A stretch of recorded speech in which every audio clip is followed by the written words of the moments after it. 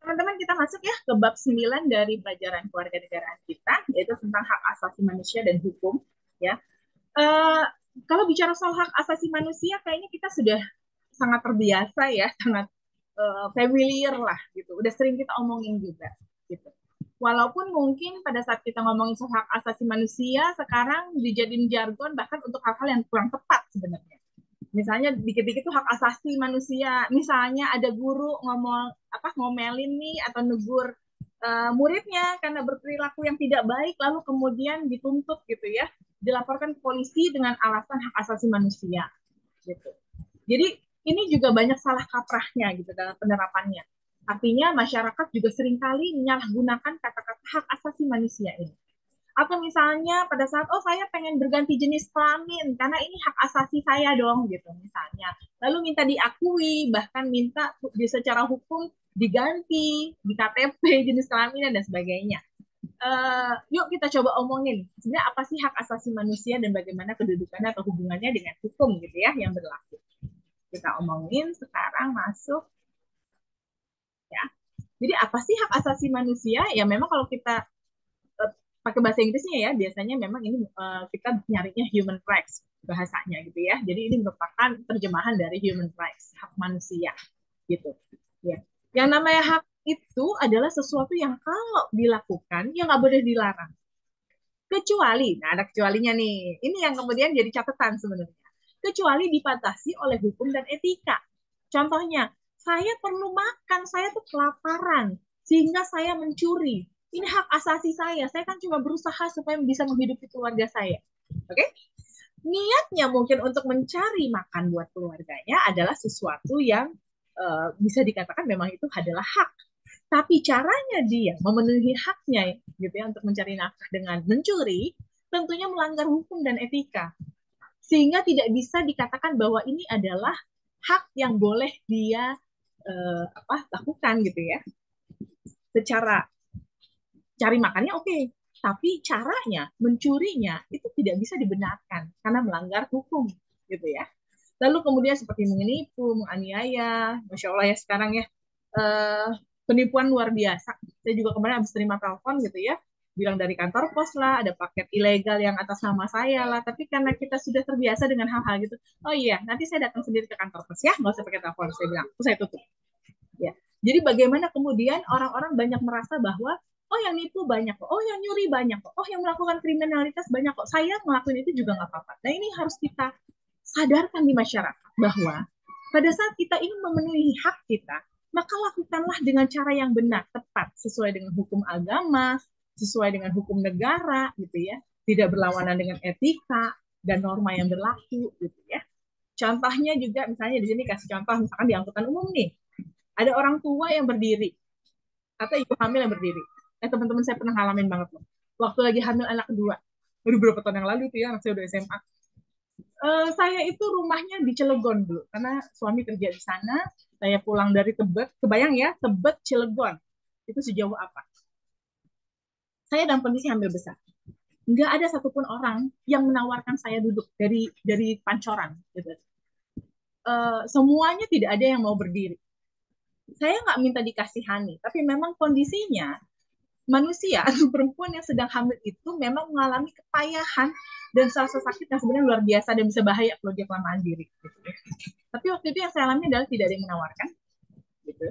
Uh, ya udah, akhirnya saya baru bisa duduk itu pada saat di Karang Tengah ya, kalau nggak salah daerahnya itu orang-orang mulai turun, baru saya dapat tempat duduk.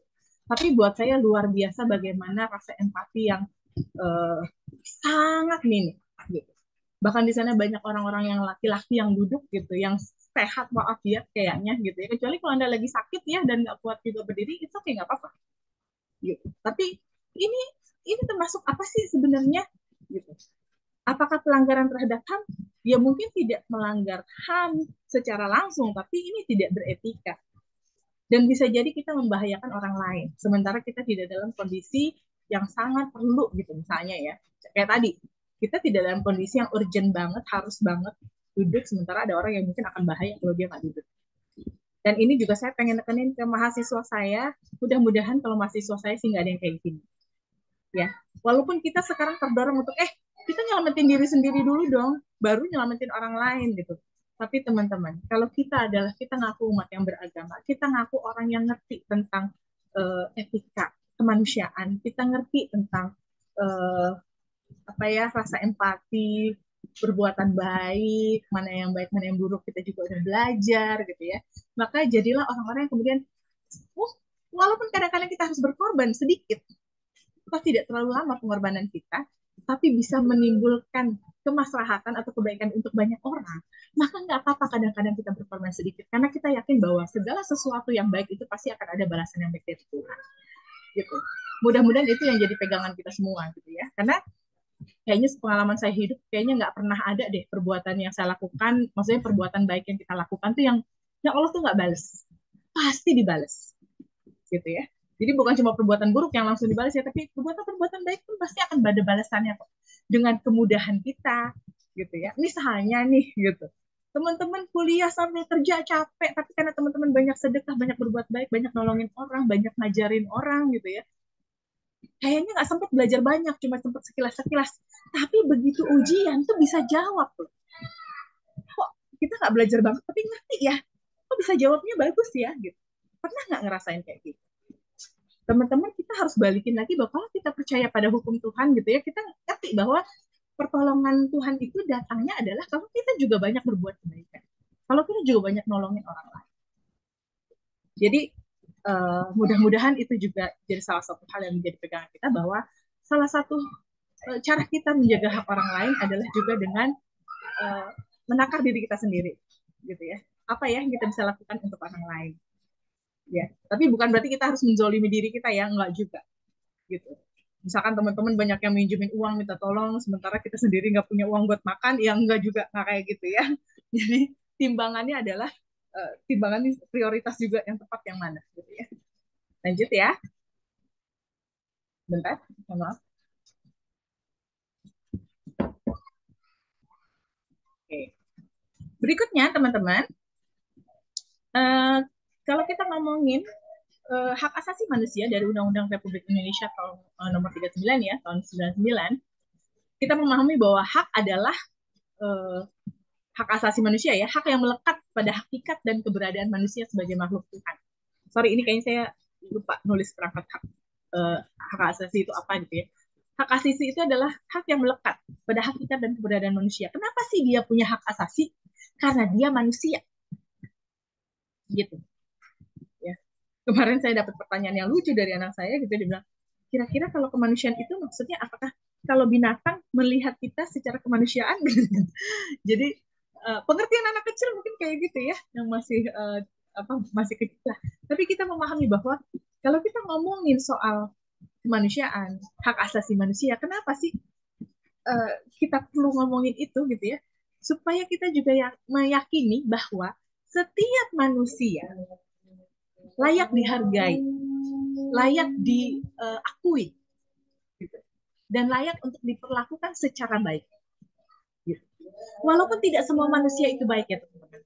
Ada manusia-manusia yang mungkin dibaik-baikin malah ngambil keuntungan. Gitu. Tentunya kita berbuat baik dengan cerdas ya. Gitu. Kita bisa membedakan kok mana yang jahat dan mana yang baik. Tapi buat kita sendiri, kita sebagai subjek, kita sebagai pelaku, kita sebagai pribadi, kita selalu harus berusaha bahwa pada saat kita bicara soal hak asasi manusia, maka kita harus menghormati, menghargai manusia karena dia manusia. Jadi tanpa melekat pada embel-embel bahwa oh ini orang punya uang banyak, atau dia oh ini orang pernah apa ya, pernah nolong saya gitu. Oh ini orang nih saya mungkin bisa saya prospek sebagai customer saya ke depannya, nggak gitu.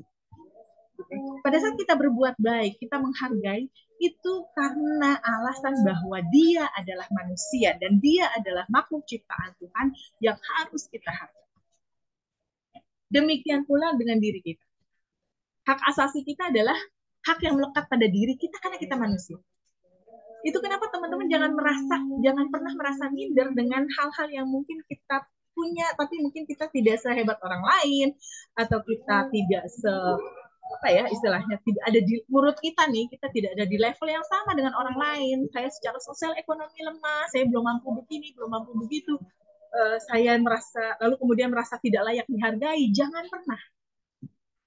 Karena kita bisa menjalankan tugas kita sebagai manusia, pertama dengan rasa syukur dulu bahwa kita makhluk ciptaan Tuhan dan nggak ada makhluk ciptaan Tuhan yang diciptakan tuh dengan sia-sia. Pasti kita punya potensi, pasti kita punya manfaat. Kenapa kita kemudian diciptakan dan ditaruh di bumi ini?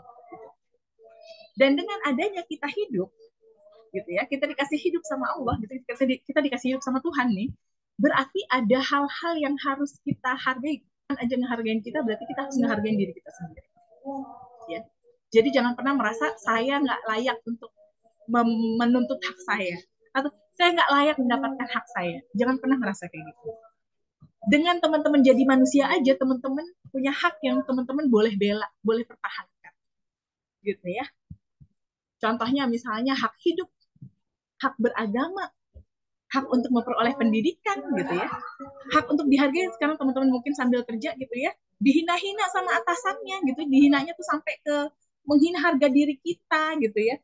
Bahkan mungkin menghina agama kita juga, menghina suku bangsa kita dan lain sebagainya. Maka teman-teman tidak boleh merasa, oh saya memang dalam kondisi yang lemah, saya kan cuma karyawan, cuma bawahannya, nggak bisa. Teman-teman harus membela hak teman-teman. Maaf Pak, gitu. Saya tahu saya salah, saya minta maaf, tapi tolong jangan hina. Jangan hina diri saya, jangan hina keluarga saya, gitu. Jangan hina Tuhan saya, jangan hina uh, budaya saya, gitu. Mohon maaf. Jadi nggak apa-apa kita ngomong kayak gitu. Ya, tentunya kalau memang lingkungan kita seperti itu, banyak orang yang suka menghina, merendahkan orang yang di bawahnya, berarti teman-teman harus cari kerjaan baru karena tempat itu toksik. Oke, okay? Di tempat itu teman-teman, kita kadang-kadang kalau di lingkungan yang tidak baik, pilihannya cuma dua kan ya, entah kita yang kemudian bisa mempengaruhi lingkungan kita, atau kita yang terpengaruh jadi ikut buruk gitu. Makanya cari lingkungan yang baik supaya kita juga bisa mempertahankan kebaikan diri kita juga. Ya. Yang berikut kuncinya adalah bahwa hak asasi manusia ini wajib dihormati, dijunjung tinggi dan dilindungi baik oleh negara, hukum, pemerintah dan setiap orang. Demi apa? Demi kehormatan dan perlindungan harkat dan martabat manusia. Sebentar. Kok di stop ya?